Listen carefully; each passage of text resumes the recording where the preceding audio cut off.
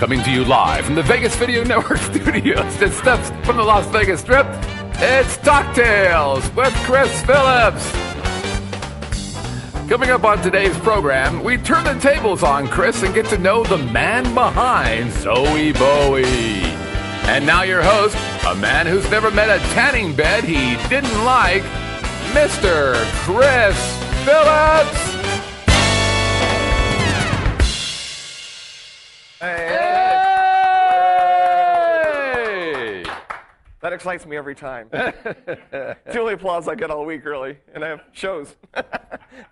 Well, ladies and gentlemen, and boys and girls, once again, welcome to Las Vegas, the greatest city of the world, where I am barely coming to you from the Vegas Video Network studios, right off the Strip. My name is Chris Phillips, and you are watching Talktails. Hey! Hey, what's up with that, Talktails? I gotta say, this is so much fun. I love doing the show because, as you all know, it's the one time a week I get to actually have an excuse for drinking too much during the afternoon. Cheers, Chris. Oh, with that in mind, ladies and gentlemen, this is kind of an interesting day in the sense that I was so excited to come to work today because we had the most interesting headliner all planned and ready to go, and they were excited about being on the show, but I'm so sorry to say they had something of a family emergency, and so I hope everything is okay with my friend, who I think is going to be rescheduling in the next week or two. But unfortunately, we just found out about that about 30 minutes ago. And so we had the option of canceling the show, which we'll never do because the show must go on. And so I got to tell you, Scott, this is my worst nightmare come true because our producer here sitting next to me, Mr. Scott Whitney, who is kind of like the Captain Steubing of this ship. Wait, does that mean I'm pattern baldness Yes. and I have a young daughter who I let run around a boat? That's not right, really. But your smiles. No, that's Fantasy Highway. I saw the white suit, the white jacket. Yeah, I know. Yeah. I've already been drinking. And so Scott has somehow talked me into, as they point out in the beginning of the show, turn the tables on me because apparently we've been getting a lot of emails and phone calls wondering who the heck I am. Unless you live in Las Vegas, you're probably wondering, Chris Phillips, Zowie Bowie, who are you? What's your name? What does that mean? Apparently you're an entertainer, maybe you're not. So I have been forced into the passenger seat, so to speak, and I guess I'm going to be asking questions or answering questions about me and Zowie Bowie and who the heck I am. And to do that horrible chore, we are going to be turning to my boss and my friend, the producer, again, of this show, Mr. Scott Whitney, which we are proud to have sitting next to me, having... Did somebody just boo? In my own studio? I'm telling you, this, ladies and gentlemen, is a tough room. Yes. Tough room, man. So much for job security, friend. Unbelievable. But I'd like to let you know, speaking of comments and questions that got me in this situation in the first place, I want to remind you can certainly at any time through the week just simply go to Talktails at VegasVideoNetwork.com. You can email that, or we also, at this point, I guess, have a toll-free number. Toll-free number? Which you can call in and leave a message for us as well. It's simply 866-966-4599. You did that very well. Thank you very much. And this is very exciting because as of this past Friday, if I'm not mistaken, we are now syndicated live on the radio I as well. got to tell you, one of the most exciting things was listening to us on the radio last Friday. I was driving my car, kind of doing some stuff down in Vegas, and got a chance to hear David and Elise's show, Pub Crawl. Yes. And it's really cool because I was there when it was happening, so I'm like, I know how the show goes. And yeah, it was all kind of new to me. I'm like, well, this is really pretty fun, and it's on the real big radio. No, sure, it has you get a different perspective, and it held up, because with video you can get away with doing some things that if it's just an audio show you can't get away with. So the content has to hold up. And I listened to David's show. I actually listened to my own show and was real critical about my own stuff, actually. Listened to Bridget's show. It was really pretty exciting to hear. So, well, if I may ask you just a quick question, sure, even though this is your turn to ask me questions. Well, let's take turns. I would like to let the people know that are watching this particular program that maybe don't have the opportunity to see some of the others. How many shows do you have on your network now? We had 8. We have 7 right now that are running. And we've got a couple more that are, kind of swirling around in my head that we've started to reach out to some potential hosts for. But right now, today, we've got 7 shows. Well, I'm sorry that you absolutely had to scrape the barrel here in Las Vegas to find a host on Monday afternoons. And I don't. Obviously, I have nothing to do other than to go to my AA meeting earlier and then slide in here and put their advice to use. The reason why we actually did your show is because I think you're a pretty cool guy, but I really want to get more alcohol in the room. And so far, we've done it. Now, so let's start this process. Let's begin. I'm already sweating. I think I need another cocktail before we even get going. But, well, let's go back. Nobody cares about Zowie Bowie in my life. I don't know about that. I've seen your Facebook thing. I've been to your live shows. It's pretty fascinating. But I want to go a little bit backwards. You had a chance to hang out with Vince Neil, yeah? Last weekend? Scott, yes. Now, tell me a story about Vince, because that guy's a crazy dude, and you've got to have a story on Vince. I'll tell you. This is very interesting because, obviously, as you can probably imagine, growing up in the early 80s when I was in high school, I had a lot of idols and a lot of people I thought, man, if I could do that, that would be so cool. And certainly one of those things was the world of rock stars. Oh, yeah. I love David Lee Roth and, of course, the Sure. Growing up in the 70s, Aerosmith and Led Zeppelin. But it wasn't until Motley Crue came out in the early 80s that I started ripping all my posters of Farrah Fawcett down and putting these men in makeup all over my wall. I thought Motley Crue was so cool, in particular, Vince Neil. Yeah.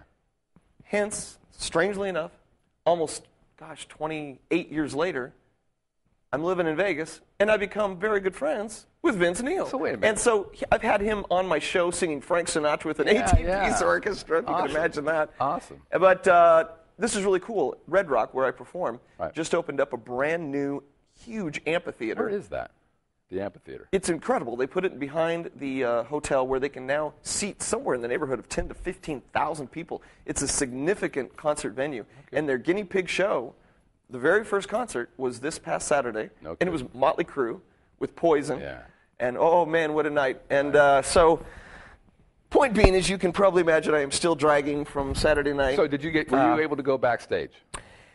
Yes, I'm like a little kid. I had my own little Motley Crue backstage pass that had my name on it. Really? I thought that was just like a dream come true. I've had a lot of cool things that have happened to me, certainly over the years. That was probably one of the coolest things, not even going backstage or knowing them, just having that pass. Right. Now was there any... That was so cool. Was there any debauchery going on? Because they have kind of a reputation for a reasonable level of debauchery. Did you have a little debauchery, Chris? Could you give me a little debauchery story, Chris? Well, Scott, this is the good and the bad part about being Vince's friend. I love him to death, and I will say this. He is still 100% the rock star he was 25 years ago, and everything that means. Okay, that was a politically correct answer. However, this is the problem, Scott. I've become very dear friends with Vince. Yeah. Problem is, Marley Taylor, my ex-fiancée. Which we're going to have a talk about that. That's fine. And my singing and business partner. Right. She is best friends with Vince's wife, Leah, who is without question one of the sweetest, most beautiful girls in the world. Married? I believe they are still married, and they actually are a wonderful couple together. I love them to death, and regardless what may happen in their personal lives, I know they respect and love each other. And obviously she was there Saturday night and had a great time. We were all at the after party together, and me and Vince and Leah and Marley, really, who are these two beautiful blondes, rather buoyant, both of them, by the way. But no, Vince is a great guy. He's what a lot of people probably wouldn't know about him is he's got a heart of gold, and he's so sweet, and he's very giving, and he likes to party. Yeah. But I like to party, and so we get along, and we've yet to mature or grow up at all, and so I don't claim that I'm one of his best friends in the world. My God, of course not. I've been out with him a couple times. He's a great guy. He was not kind enough to invite me down to the show, but in his world, he's got a million friends. And so I'm just another one of those guys he's kind enough to remember when he's in town. Right. That's it. So let's back up a little bit. You kind of touched upon it on our first show about your background to becoming Zowie Bowie. But I want to go back to, you said that you're in high school and all that. Those guys were kind of big. But when you come out of high school, you have to make a pretty hard decision. you either decide to do college and go down that path, or you decide to take a very different road. Like I took a very different road. I didn't go to college. My grades were, I was all about music. I was all about band. So I had a whopping 2.5 grade point average. I didn't take the SAT. I didn't care. But once I got out of high school, I couldn't go to college, really, because I didn't take the SAT and my grades were shit. So what did I end up doing? I went in the Air Force. Oh, cool. When you get out of, and I'm going to have to bleep that for the freaking radio thing. Doesn't that suck? Anyways, God, I did that. Nice guy. Professional. So when you got out of high school, what was the thinking? What were you going to do? What did you do? Strangely enough, it was about that time that I did make, obviously, some serious life decisions at that time. Right.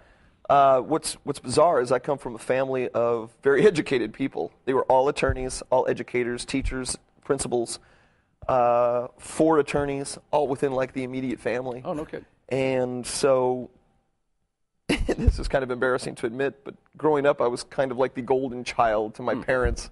I could do no wrong. I never got in trouble a day in my life in school, and I was the goody-goodies, straight A student. And so I was just in line to become the next attorney or whatever in my family. So were you a good student? I was a pretty good student, and even more so, I was a good kid. Yeah. Which I'm embarrassed to admit at this point, because God forbid that edict flew out the window some years ago. Yeah. However, it was about my junior or senior year that I started going to rock concerts, and I discovered booze and broads. High school was good for that, wasn't it? And so the hair started growing long, and I started seeing people like Tommy Lee on the drums at Motley Crue. And you were a drummer. Quite frankly, my dream since I was essentially 8 or 9 years old was to, in fact, be a Vegas entertainer like a Wayne Newton or these guys like Elvis Presley and Frank Sinatra. I just was so mesmerized by their aura and what they got to do for a living and the power they had on stage. But it wasn't that I wanted to go to L.A. and become a rock star and go on tour and be on MTV. I had no interest in that. Okay. I wanted to go to Vegas and be Sammy Davis Jr. on stage and live the lifestyle of what it meant to be in Las Vegas. Right. And so that was always in the back of my mind, but it was about, like I said, my junior, senior year in high school that I became very wrapped up in the rock band scene. And so my way to get into that was to become, as you pointed out, a drummer. And so I was this long-haired heavy metal. I could sit on my hair. I could put it in my pants. It was ridiculous. Which is a weird thing to do. It's a very strange thing to do. And so for 15 years I was in rock bands as a drummer, and it wasn't until, almost my late 20s, early 30s, that some friends of mine in an early 80s retro band called me and said, our singer's sick. Chris, we have this big show we're doing. We know you've always wanted to be a singer. Here's your chance. So I went out, and they did some David Bowie music and some kind of new wave music. And I thought, well, in lieu of the fact that I've never held a microphone, I've never sang in my life, and I've never stood in front of an audience, I'm going to hide behind the fact that I'm David Bowie's kid, Zowie Bowie. Oh. That's where the name came from. That's where that came from. Which has nothing to do with me or my life whatsoever, but other than to be kind of like a joke to get through that one show. And if I at least could sing 1 or 2 songs and then I fell to pieces, who cares? I'm David Bowie's kid. Right. But what happened is I loved it. Yeah. It went great. And I walked off the stage and I said, you know what? So much for drums. I cut my hair, sold my drums, put a band together. I kept the name. I thought Zowie Bowie was something that was kind of catchy. And I knew that the real Zowie Bowie, David Bowie's kid, changed his name early on to Duncan Jones, who has incidentally become a very popular and big-time movie director. Okay. He just put out a movie that I just saw a couple weeks ago that's awesome. It's called Source Code. Oh yeah. He's kick-ass. And this is another story about Zowie Bowie, but he contacted me a couple years ago when I used to perform at the Palms because he was doing a movie festival there. And he saw my name on the marquee out front. He goes, who in the heck is Zowie Bowie performing? I'm not going to be performing in a lounge. Who's this clown? Right. So we talked, and everything was cool. But, now, obviously I'm doing a show that has nothing to do with early 80s retro music or David Bowie, which a lot of people think I'm a David Bowie tribute band. It's nothing to do with that. Okay. One of the sides of music I do, of course, is a high-energy hip-hop nightclub concert, which has been my bread and butter for years. And then I also have the pleasure of pursuing my passion, which was to live out my fantasy of being Frank Sinatra and Elvis. And I do a big 18-piece orchestra, tux gown, Stephen Eady, very authentic vintage Vegas show. But, since that time that they invited me to come up, I realized I was never going to, in fact, go back to college or even play drums again. That was a way to get me to being in a situation where I could live out my dream, which is to be a singer. Were your parents supportive of that, considering you had a bunch of, Oh, you said, boy. lawyer folks around you, and you want to be a band player? Most parents are a little freaked out by that. To this day, my parents, my mother in particular, is the biggest fan of what I do that I have and always has. They had never missed a high school play. They never missed a Little League baseball game.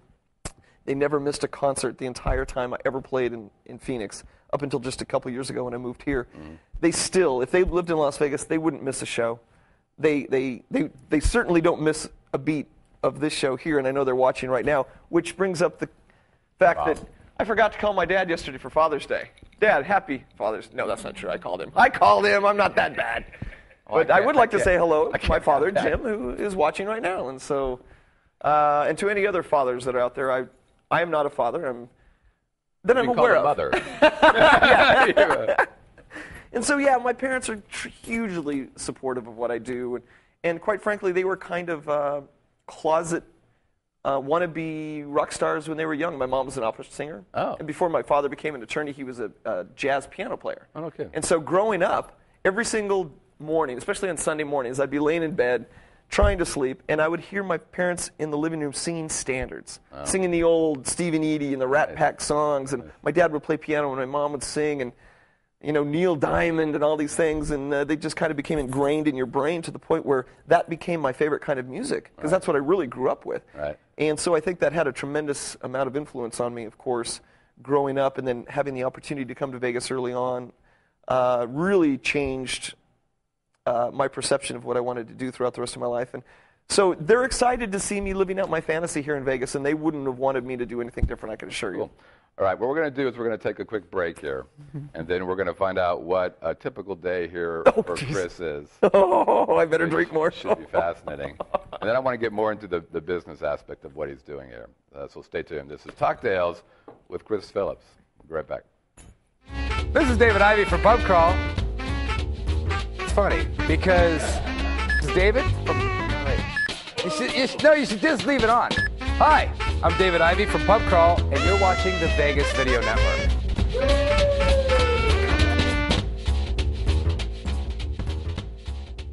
And scene. Good-looking man right there. He'll be here in about, what do we got? 3 or 4 hours talking about Pub Crawl. Welcome back, everybody. Look at that good-looking man right there. Speaking of a little worse for wear today. Let's talk a little bit about your life here in Vegas. We got a question from the live chat. What is a typical day in Vegas for you? Now, you play out twice a week, right? I am proud and embarrassed to say that throughout my entire adult life, I have worked maybe 2 to 6 hours a week. I have for some reason hacked out a living. I just need a bleeper. I know. That's complete nonsense. Yeah, I have worked just on weekends since 1984. A lot of Vegas entertainers, of course, do shows 5, 6, 7 days a week. I have figured out how to suck out a couple hours on the weekend and then just party through the week. I kind of have a life every day. You're out partying every day. I mean, how do you do that? How does anybody do that? Can I do that with you? I'm very fortunate that we get to, I get to live out my dream on the weekends by pretending to be this rock star rapper, Frank Sinatra crooner, a couple hours a week, and then it allows me the ability to just kind of wander the earth aimlessly. I do go out every night. I do party every night, and I would say that in the last, especially year and a half since Marley and I separated, my ex-wife or ex-fiance. We'll see about that. I have gone nuts, and I don't think there's been maybe more than 5 nights in the last year and a half that I've stayed home and done nothing. So it's interesting. We've talked to a lot of comedians on the network, and a lot of comedians will say that the time they're on stage, which for them may be an hour, is the best time in the world. It is. But the other 23 hours and the other are terrible because they're not engaged in the thing that they do. Sure. Do you, as a musician, and I mean, it's the economy here has changed. It has. So it's no longer. I mean, we'll talk about when Station brought you out, and I want to talk to you about the deal you got because it was pretty huge. But it's different now. Things have changed now across the board to all musicians. Yes. A lot of 4-wall deals and stuff. And so, do you spend more time concerned about the business side of your life here? Well, first and foremost, let me point out by saying that I agree with the other comedians and entertainers. You know that I think I am, without question, most comfortable and most happy, and frankly, I feel like I'm most comfortable in my shoes when I am on stage. Yeah.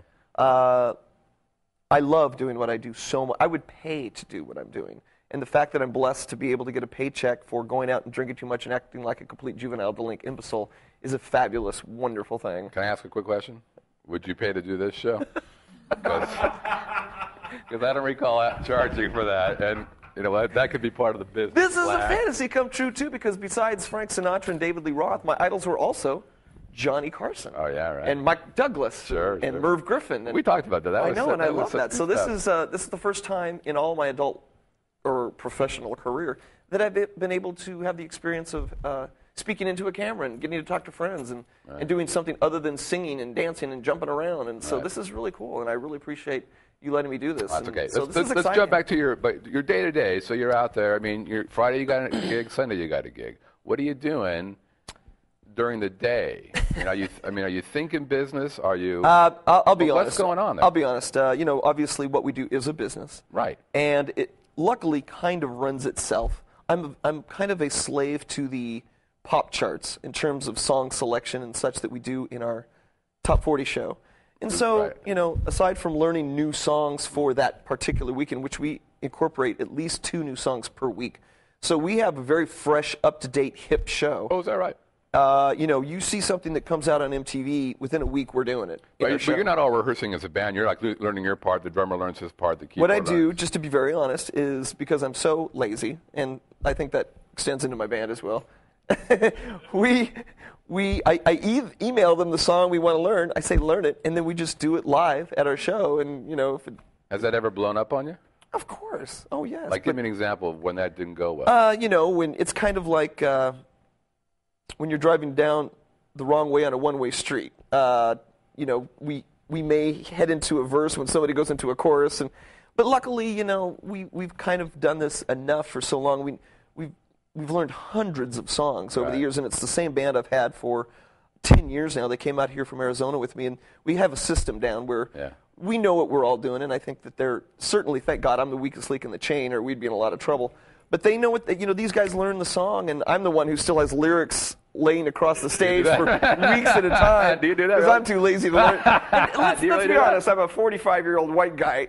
Raps do not come natural to me, and that's what I do, is I'm a rapper for a living. And so in terms of the business, sure, there's a lot that goes into it, particularly having to do with the corporate side of things. You're working besides the casino gigs. We make our living not only just playing, a couple hours a week in the casino. We do extensive work with big-time corporate events and charity functions across the country.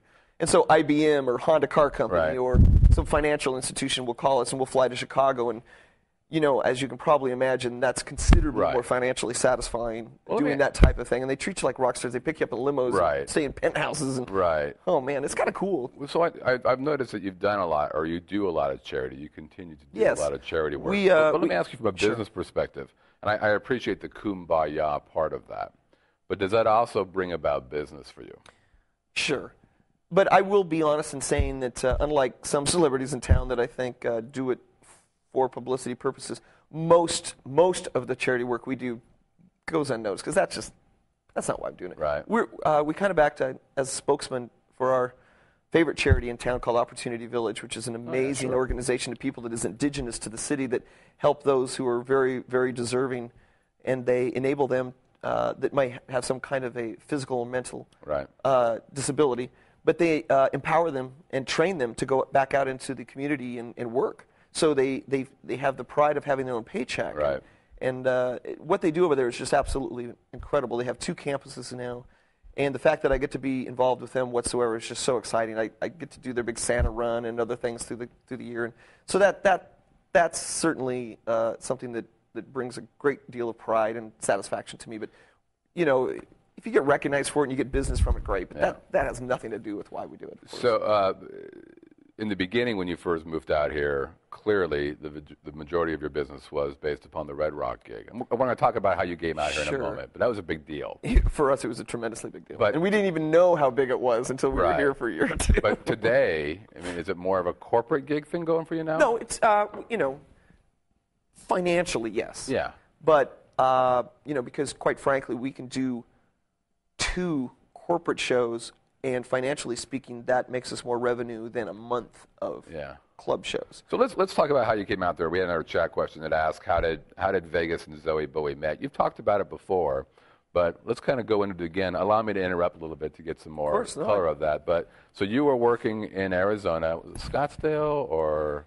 To try to make a long story short, I had been Zowie Bowie for some time doing my own retro show in Tempe, Arizona, which is where I was born and raised. Okay. And I was doing it, incidentally, with my wife. Oh, so you were previously I was married for 10 years to a gorgeous young lady that I started doing the show with. So she was a singer? So it was Zowie Bowie and Amanda Starr. Oh. Was the original name of the show. We did that for 5 years. Does Amanda still keep in contact with you? No, not at all. She went off and did her own thing, and I'm proud to death of her. But 5 years into it, we separated as a couple, and we still kept the show going. That sounds like Isn't a that, pattern. Deja vu, why would I know. you do that, Chris? Certainly, life is repeating itself, but I had been introduced to Marley by our mutual keyboard player, Dan Walker, and he said, "You really need to meet this girl, Marley. I think you guys would have something here." However, she was married at the time. And so when we met, they came to me and said, "Chris, we need your help to produce a Vegas-y style show." Marley did? For Marley. Oh, I see. Her husband and her came to me. All right. And 2 weeks after we met, we started rehearsing, and Marley and I figured out right away that we had this tremendous chemistry together, and we both got divorces immediately. Right then and there? Within 2 weeks of meeting, we were living together. Really? How fast can you get a divorce in Arizona? Torrid. Well, it took months, with a lot of phone calls and some uncomfortable situations of having that. How did your spouses respond? Well, what was bizarre is I actually had to drive to Sedona, Arizona, and take her husband out to dinner. And I said, "Mark, I'm going to be very honest with you. I'm in love with your wife. You need to get her away from me. She cannot rehearse with me anymore. This just can't happen." And what did Mark say besides? Mark was what? was unusually understanding about that. Was he drinking? No, he was the most wonderful man in the world. This good-looking older guy that was very successful, and Marley and I, for some reason, just clicked. We immediately moved into each other. She grabbed some clothes from home. She never saw anything from her as far as her belongings again. Moved in with me. I lost my show, and we both lost a lot, and a lot of friends and family over it. Yeah. And we had nothing. We were literally scraping change out of our cushions and selling CDs to live 10 years ago. What CDs? Literally, my entire music collection went from about... Oh, you mean like your Aerosmith CD? I had 2,000 CDs down to 20 CDs within 3 months. No kidding. Just so we could eat. But I said, "Marley, I've got a dream. I want to go to Las Vegas. I want to do something that is on the magnitude of a Stephen Edie or a Sonny and Cher and do it together." I said, "Hang in." She was a Nashville singer. She was a country singer. How does a hip-hop thing get you to Stephen And so Edie? I said, the only way we're going to be able to do this and fulfill my dorky little childhood dream of being a Vegas entertainer is to do something very innovative here in Phoenix, Arizona, and that is to do something nobody else was doing, and that was to put together a really high-energy top 40 hip-hop nightclub concert where you, in essence, treat the show kind of like a DJ, where you never let them leave the dance floor. So I was always in bands throughout my whole life where you play a full song, you stop, you talk. Right. You play another song, you stop, you talk. Right. And every time the song stops, half the dance floor dissipates. Right. I said, I started really listening to what the formula was that the DJs were doing, where they were just playing a minute and a half of songs and they would just blend it to the next, like giant medleys. Right. So we, in essence, took our show with that same premise where I put 20 songs in a row, but since I have tremendous ADD, I never wanted to hear anything more than about a minute and a half of it. And so I would suck the jelly out of the donut, so to speak, of a song. Yeah. I would rearrange every single song where I just wanted to hear the pieces of the song I wanted to hear. Were you doing the arrangement? Yeah, of course, and I still do to this day. That's how. When people hear our songs, it's not like you hear it on the radio. Right. It's my own version of the song. Right. And so we did that from the get-go. We played at this exclusive, beautiful $20 million club from the from the inception of our career. And you got it that exploded. Gig. You got that gig how? Marley and I literally had to beat down the door of this guy who owned this club, who was kind of the terrible Herbst of Phoenix. His name is Danny Hendon, and it's called Danny's Family Car Washes. And he also incidentally owned this beautiful club where it's something out of Beverly Hills, and we were bringing in. We were the first band that actually played through the DJ hours, and we were the first and only band that played 3 nights a week from 11 till 1 in the morning. It turned into something of a phenomenon, and Scott's, just to be honest, we were bringing in 4,000 people a weekend to see what we were doing. So obviously, Las Vegas caught wind of that, particularly the Station Casinos people. They knew that they were going to be opening this new, beautiful luxury property, because we were kind of a luxury brand out there. We were endorsing Mercedes-Benz, and the clientele that came in was extremely upscale. You'd pull into the club, and it was ridiculous. It was Lamborghinis and Rolls Royces and out in the parking lot of this. It was so cool. Oh my God! Man. And so and Marley and I were starving. We had nothing to eat, prior to playing at this club. Then everything just changed overnight for us. All right. Let's take a quick break here, sure. And we'll get back to what is the most amazing cover band story in all of Las Vegas, quite frankly. We'll I be still back. feel guilty. This is Talktails with Chris Phillips and Scott Whitney. We'll see you in a minute. Let me know when I'm live. Hi, everybody. This is Bridget Magnus of Getting Real Estate in Vegas, and you are watching the Vegas Video Network. Break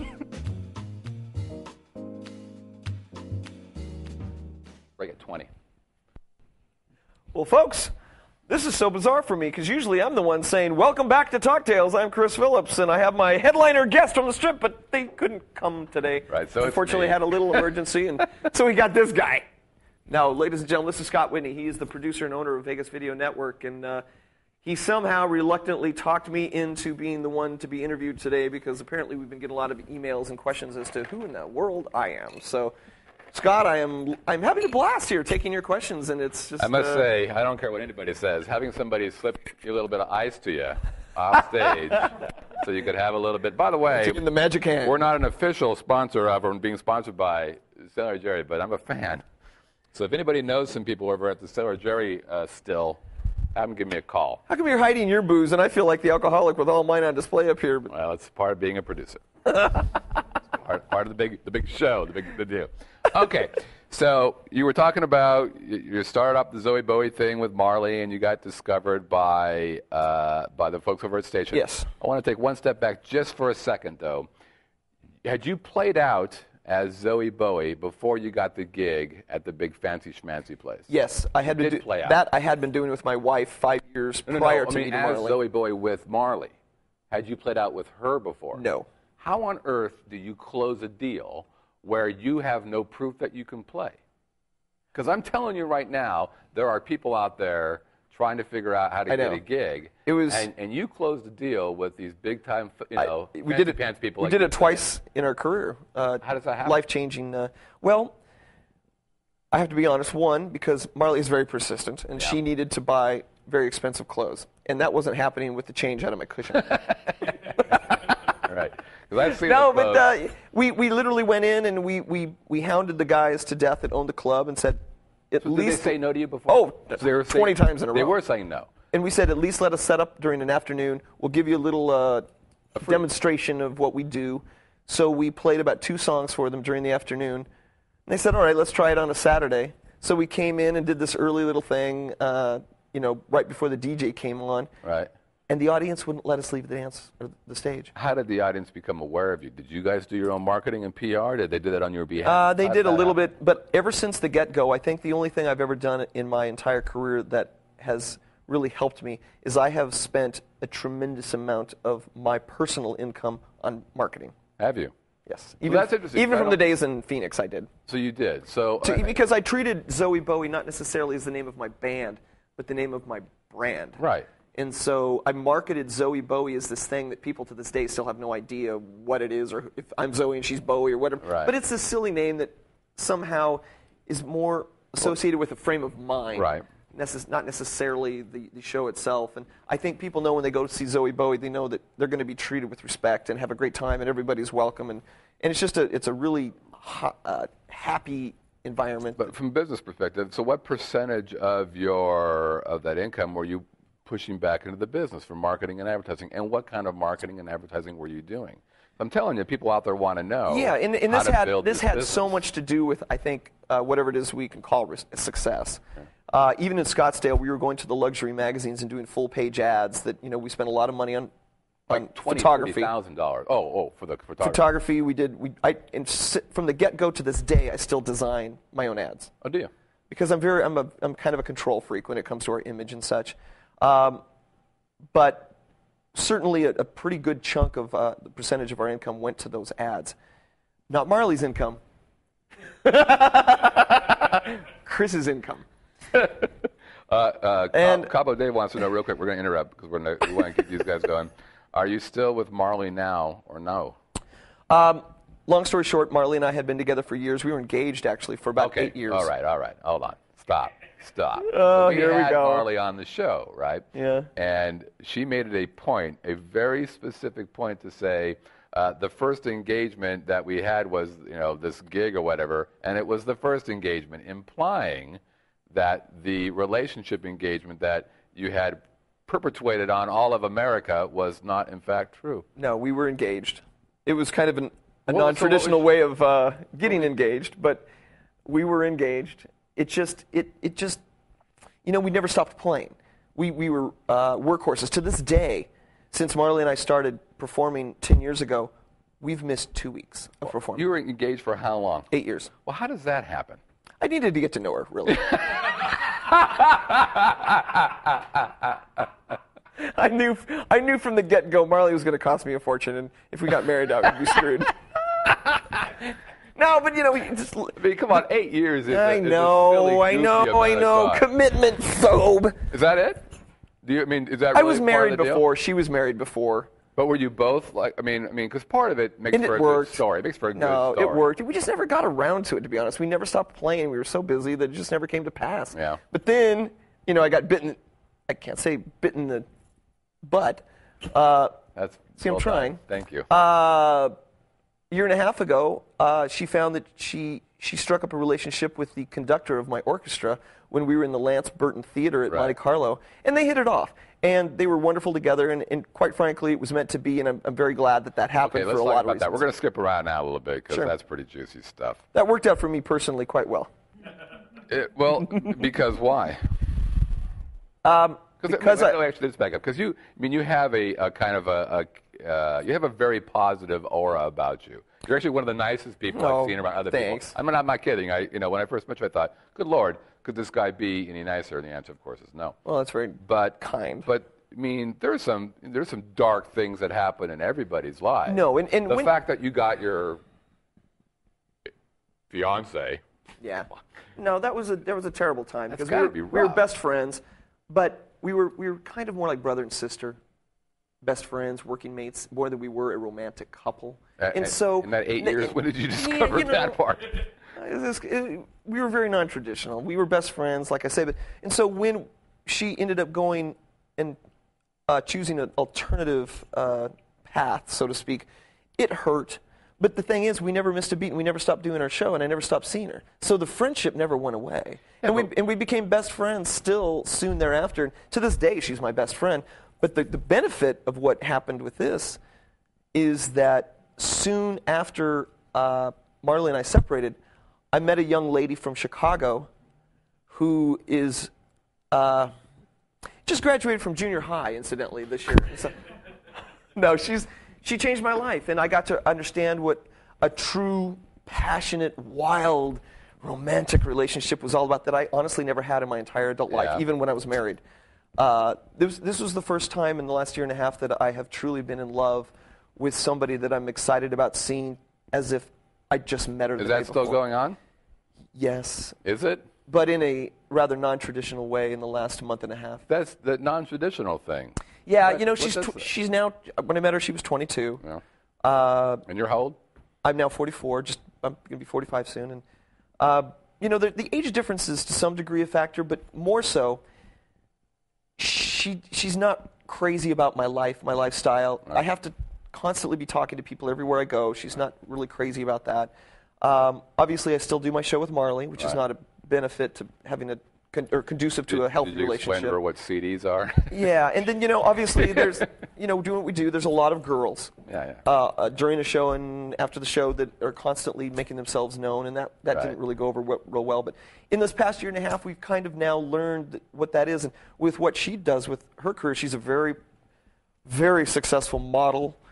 She's been in movies now and TV shows and things just in the past year. Because I moved her here from Chicago to live with me. Right.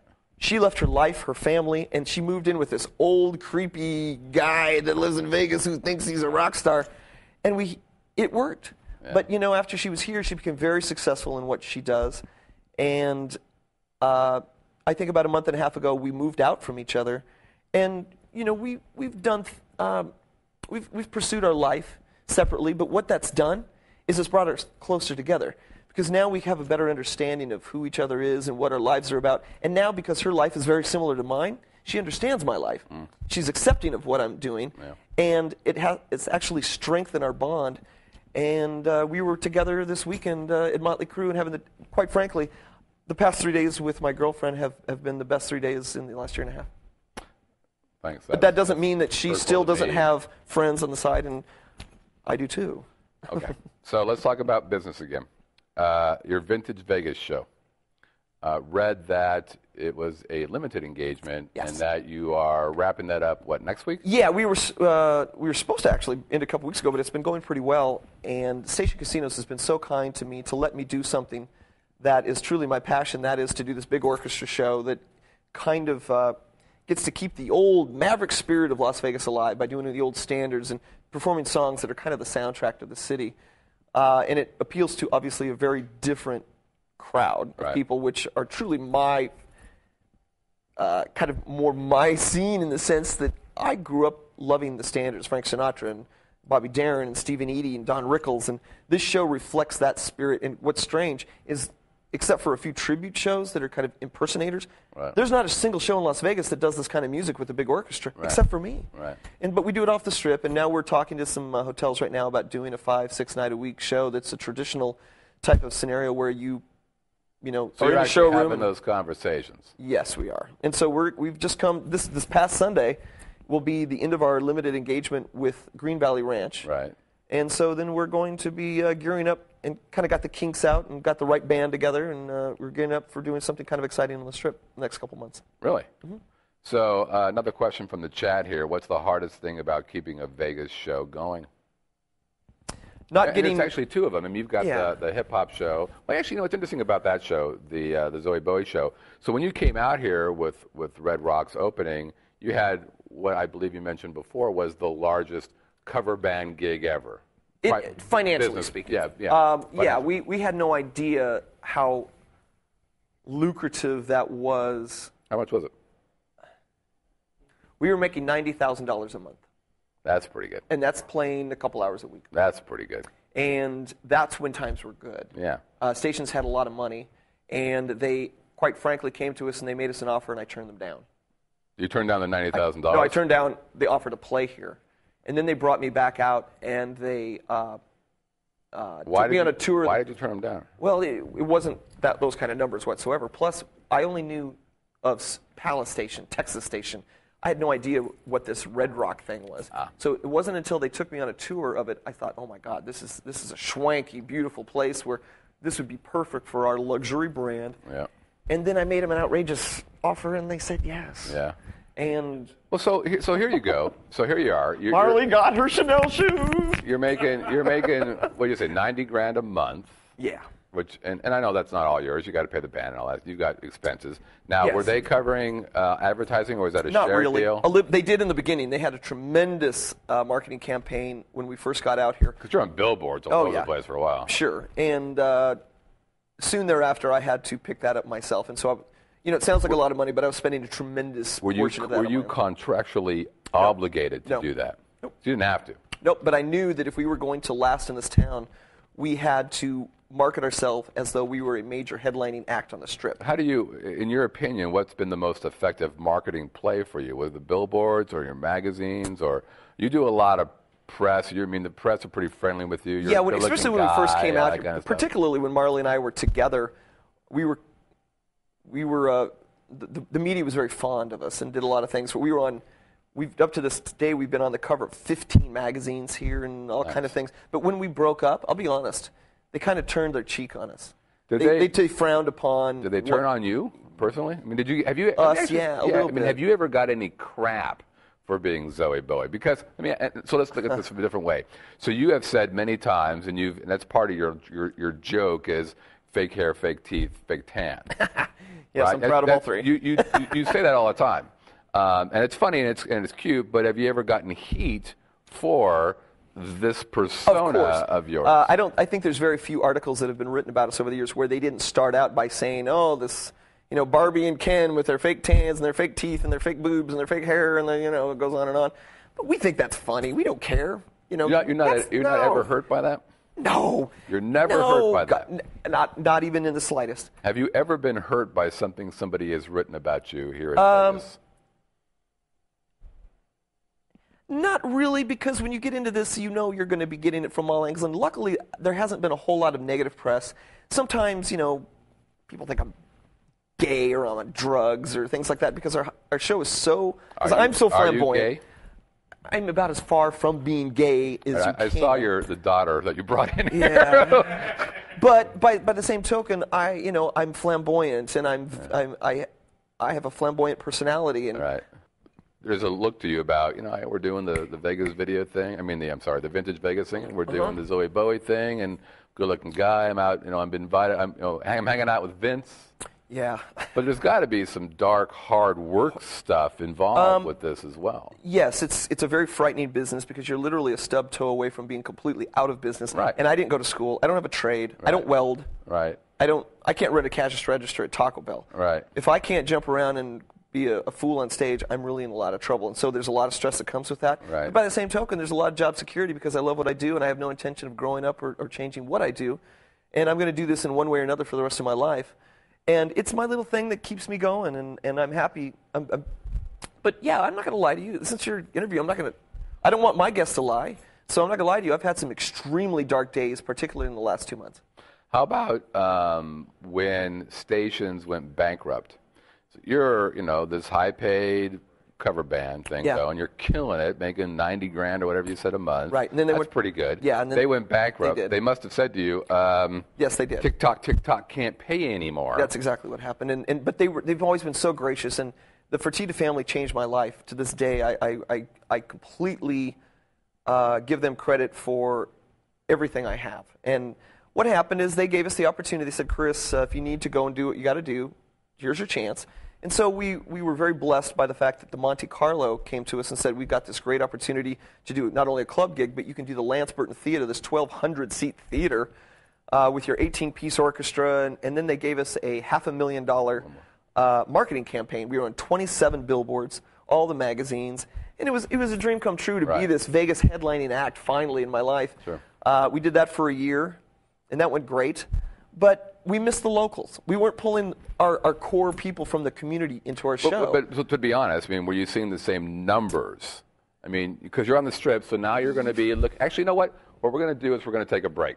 And I'm going to ask Chris about the difference between playing on a Strip and reaching out mostly to the tourist world as opposed to the local gig, which you've had a huge impact on. All right? Yeah, sure. I'll ask you that. Okay. This is Talktails with Chris Phillips. I'm Scott Whitney. We'll be right back.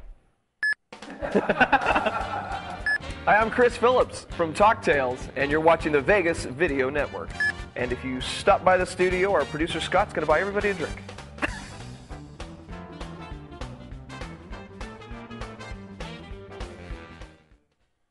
Speaking of Fantasy Island. What?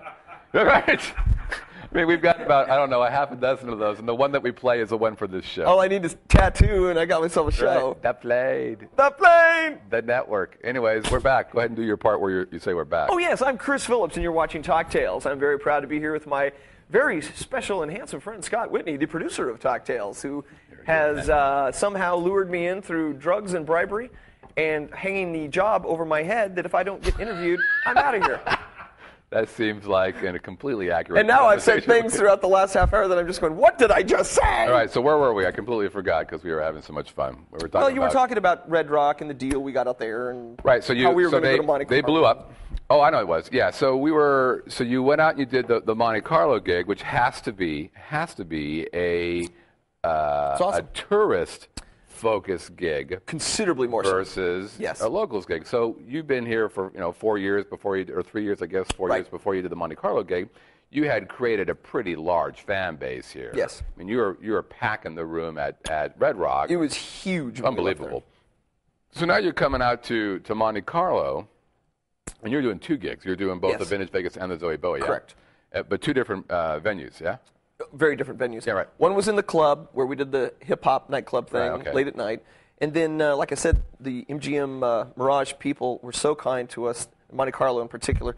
The president there is named Anton, and he's the sweetest, most wonderful man, and apparently the craziest man in town, too, to let a complete no-name take over the Lance Burton Theater. And the most bizarre thing about this is we were probably, and I can almost say undoubtedly, the only show in Las Vegas that didn't have to four-wall the thing by buying the theater out You ourselves. didn't four-wall that deal. They paid us Because people have said you four-walled that deal. No, they paid us a salary, and they marketed us. And because of that, they lost a fortune. So why? Okay, so here's No, part, that's not true. No, wait, actually, hold on. So That's that not could be part of the darkness that you're having to face. Because this Vintage Vegas, I've been to your Vintage Vegas show a couple times now, and I'm enamored by it. I think it's I love lovely that. show. I love doing that. Yes. But it's a show that you got to kind of get it to get it. Yes. You know what I'm saying? Sure. Like It's not for everybody. Well, and I think. And it primarily brings in an older crowd, obviously. Well, so I was just going to say I'm of Like the you. age, but that's not great. Anyways, yeah, I am an older, you bastard. I'm older than you. You're fake hair, bite me. Kidding. But so you have to have some sort of connection to that music, which is a standard. So if you're For sure. my age, your age, Yes. you can have that connection, right? But if you're 20, Yes. or if you're your daughter, girlfriend / Girlfriend. she may not have that same No. connection. And that's where I think what we do is we bring in contemporary, modern-day edge to the show. So let me say this about that. So the average Vegas tourist is 50 years old. Yes. So you would think that would fly real well with those guys, but you didn't stay there. What would you have done differently? The problem, one of the problems we had is, to put on a successful show of that magnitude in this town, you have to spend $20,000 to $30,000 a week on marketing to even bring in 100 people. We were not advertising that show at all. What's so bizarre Then is, why do it? oh, they let us. That was part of the deal. I said, I'm not coming to your damn hotel unless you let me pursue my passion, and they did. They let me do it, but we didn't market it. We didn't. It's just too expensive to do. But don't you worry And so we about- brought in 500 or 600. Now this is what's interesting, because you were talking about locals versus tourists. Yeah. In the club show, Yeah. we were appealing to tourists. The locals hated coming to our show on Monday night or on Friday and Saturday nights at the club because Right. they didn't want to fight the traffic and Right. the hassle of the strip. Right. On Sundays, it was all local. We were like the only show on the strip that was bringing 500 locals into a theater. Were you using like the seat fillers and that kind of Yeah, stuff? oh, as well? sure. Oh, God, yes. That's We were selling maybe 200 tickets, and then 300 were seat fillers. Do you But we ever- had a beautiful crowd of 500 people. And I'll tell you where we were most popular was with the valet parkers. Yeah. Because you're talking 500 locals converging on the Right, hotel. valet is the way to And- go. Yeah, oh, my gosh. And so, but we had maybe 3 tourists in our crowd. Because who in the heck is Zowie Bowie? Right. Zowie Bowie, hooey wowie. They didn't know who I But was let at me all. ask, so here you go. So here you do this thing. How long did you do the gig, the Vintage Vegas gig at We were at the Monte Carlo for an entire year contract, but we only did the Vintage Vegas thing until Marley and I separated when we broke up. That show was based on us being a couple like Steve and Edie. Also, the comedian, as you may know, Frank Caliendo, came in and bought out the room. Right. So and he's out now. we were out. Right. Yeah, he is too now. Do you concern yourself with, you go out and you do a show, you do it at Monte Carlo, you do it at Green Valley, and it doesn't stay there for a year? Do you concern yourself that outside people will say it wasn't a success? Oh, yeah, sure. Because, people view shows being canceled as a failure. Yeah. Of course. Yeah. And I've had shows come and go in this town on, I think, 8 different occasions. In the Palms, Monte Carlo, Green Valley Ranch, Red Rock. Obviously, the mainstay has always been my hip-hop nightclub concert. That's what my bread and butter is. That's what always brings the people in. It's been like pulling teeth to get people to come into the vintage show, though. Because, one, I have never been able to market that because I put all my money into the hip-hop thing. And, it's something that, there's a handful of people like it or they don't. But the problem is most people don't know what it is, or I think they would be going, because it's by far the coolest thing of what I do, and it's a shame because I love it. But now I think we've got ourselves in a situation where we're going to be going to the Strip and actually get marketed and do a thing where we're going to try to appeal to those who love that type of music. Are you going to invest your own money in it? Yes. Plus, I think for the first time, I'm going to be seeking some investment money, which I've never done in my life. I've always done everything out of the trunk of my car. I've never asked a person for favors in my entire professional career. But I've come to the point where I realize I've got to bring in people that are going to be able to assist me with that, or I might as well just pack my bags and go home. Okay. Last question before we wrap up the show. You've been here for 5 years? Been pretty good? Things have been wonderful. If you were to look out, and you've seen some kind of unpleasant things happen as well, so without taking off your rose-colored glasses for a moment, what do you see as being your play 5 years from now? In 10 years in Vegas, what are you going to do? Or I'm out, basically. I see myself doing an all-encompassing show that combines everything I know how to do, from every style, every genre. And frankly, there's things I know how to do that I don't even do in my show. Like I probably will go back there and play drums or play some piano or do some other kind of things that incorporate different aspects of what I can bring to the stage, I guess. And kind of have this well-rounded show that is all kind of in the style of a big sound, where even if I'm doing, Lil Wayne and 50 Cent, I'm going to, and if Marley's still involved and she's doing Lady Gaga and Beyonce, it's going to be with that big sound, with the big horn section, like a big show, and then taking the old vintage stuff and putting kind of a modern twist to it. So it will appeal to kind of a universal, diverse crowd that if you're 18 or if you're 88, you're going to enjoy the show. And I would like to, within a 75-minute period of time, give everything I've got without having to separate it into two different theaters, two different time slots. And I'd like to kind of hone in on everything I can do and somehow create 75 minutes of some pretty exciting entertainment. Chris? It was a pleasure. Why don't you tell them how to do everything that you normally tell them, because you're much better at that than I am. Well, folks, I couldn't be more appreciative of you watching. I'd love you to tell your friends. We do this every Monday live at 4 o'clock here on the Vegas Video Network. And my name is Chris Phillips. You can email us, of course, at Talktails at Vegas Video Network. And I'm sure we'll have a guest that hopefully won't have a problem getting here next week. Better looking, too, I'm pretty sure, too. And I thank you so much for watching again. I want to thank my producer and my boss, Mr. Scott Whitney, for making me embarrass myself and divulge things I've never said in 30 years. With that, cheers, my friends, and we'll see you next week. And happy Father's Day once again. Cheers.